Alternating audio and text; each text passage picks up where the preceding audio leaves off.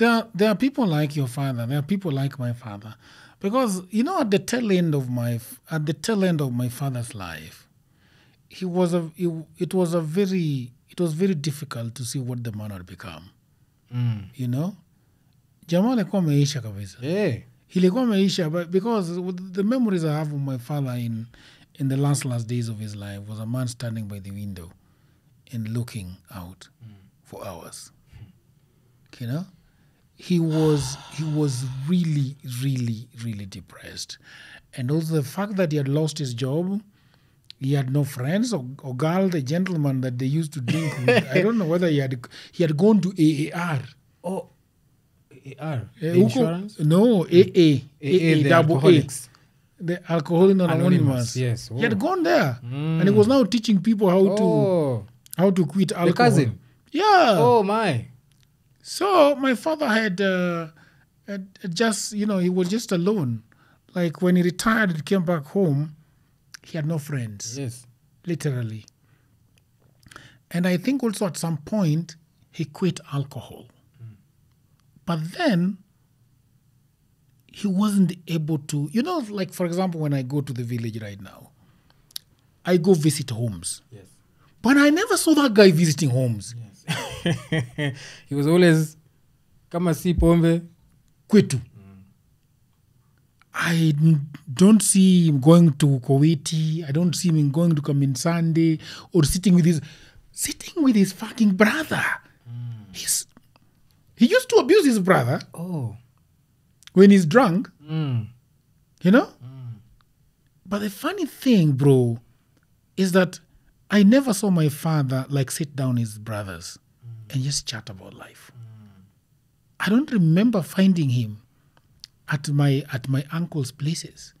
And this is Omondo, Aton Nabirigoli. Okay. And this is Wonsande. They never talked. And the other one was living on the other side, Wallace's father. Boro, I never saw Wallace's father coming to my father's compound and talking to my father. Brothers? Yes, I never saw it. And Ouya was living on the other side of the road, on the other side, next to the highway. I never saw the guy come down and talk to my father. My father never went those sides. You see, these people are victims of the circumstances that happened to them. It's just what it is, you see. And it's also really beyond us. And that's why, and this thing happens to a lot of men, by the way. It happens to a lot of men that in the latter years of their lives, now there's nobody. All these things, there's a story I heard. Juzi too, on the Standard. This guy, when he was young, he worked for Sijui Matiba. Sijui who. And he was going about drinking. He had a lot of money and the women and everything. But bibi akamwacha na watoto wakaenda because they could not take it anymore. The guy lost his job. Okay? And he at some point worked at a bank. Wakapanga kuiba bank. Wakapatikana. Jamaa akafungwa. Jela. Hey, akitoka nje, of course, nobody wants to associate with you. He went to the streets. Aliokotwa na watu wa children's homes. Hizi wenye for adult people. Inaitwaje? It is sad. Hey, with the children that are working. Yes. A whole mzee. Jamaa. Hey. Sasa anaishi huko. Sasa this journalist huko kwa hiyo home ya the adult. Sasa journalist alienda huko kusema story yake. Jamaa anaishi kwa home huko. Anasema sasa anaongea na bibi yake. Anaambia bibi amekubali makosa. Anataka kurudi nyumbani. Nyumbani gani? Now he's advising young men. Muache pombe. Na hii kutapatapa na wanawake kila mali. Take care of your family. That's what he was saying. The man is sad and wrinkled. My friend. He has children. He grown-ups. Nobody wants to associate with him. Mi naonanga tu hapa Twitter ati these young boys ati they're threatening women who don't want them, that these women will die single. Yeah. Yeah. On the ground wanaume ndo wanakufa na upweke, my friend. Wanakufa na upweke. These fathers of ours, there are so many things that ate them up. Okay? But I often feel, for example, we are also products of these men, aren't we? At some point we were like, this is not the life I want. No? You don't beat up Maya. Yeah. I've never seen even, you don't shout at her. Yeah. You don't beat up your wife. You lived in that chaos. You saw it. You wake up at night sometimes because sometimes it's like you're reliving it. Yeah. Yeah?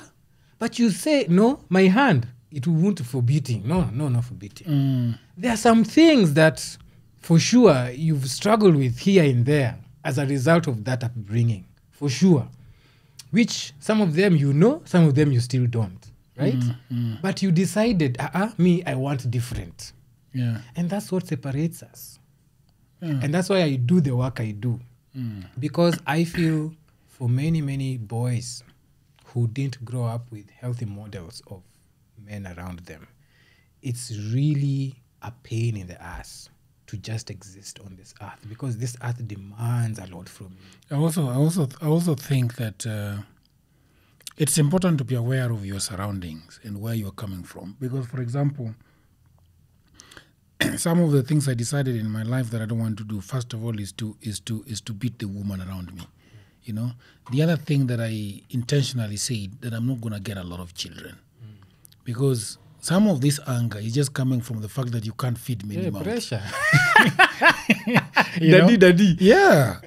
One is in Maranda Boys, another one is Jiu Kuala Girls, another one is Jiu where Bibi ndio huyo ukaapa, and you've got other concubines and you've got children outside there. So you have a lot of problems going on. Take time. There is something that Bobby said here in this podcast. Roberta Bobby, is that, I don't know whether it was Bobby or somebody else, that it's not Bobby, it is Gaiduma. Gaiduma said that she just realized that one day she just wakes up and realizes that, why am I doing all these things that I'm doing? Why should I get married? You know, why should I have children? Why the hell am I going to school? Mimi na ningoja huko mbele yenye nifanye hizi vitu kila mahali. You know, and she just took a breath and said, okay, number 1, number 2, number 3, number 4, me, I don't know. I didn't sit with anybody. I didn't sit down with anybody. And we agreed that I need to do these things that I am going through life. This marriage thing, these children, this whatever, how I wake up, how I sleep. Mimi si kukubaliana na mtu kwamba nitakuwa nikifanya hizi vitu. I want to know who told me that I should be doing these things. Na tuongeleshane tujue why. Chanzo chake. Yes, why am I doing all these things? For what reason am I doing these things? So she started by dropping Christianity. You nani aliniambia? Yeah. She stopped thinking about men and marriage. Yes. You know, the relationships are, but marriage and having children, mimi sijui nani alisema hiyo kitu tufanye. You know? So in our lives today, we have got a lot of things that is expected of us. Ata Gaiduma is the one who told me, who is this society that has been giving us things to do? I want to meet this society. Yes. Yeah, this society gani. When you go down to it, society is actually an illusion. Yes. Yeah, it's an illusion. Because I fear society. Yeah. I want to impress society. Who is society? Who is society? Is it your neighbor? Is it the makanga? Wenye wakujui?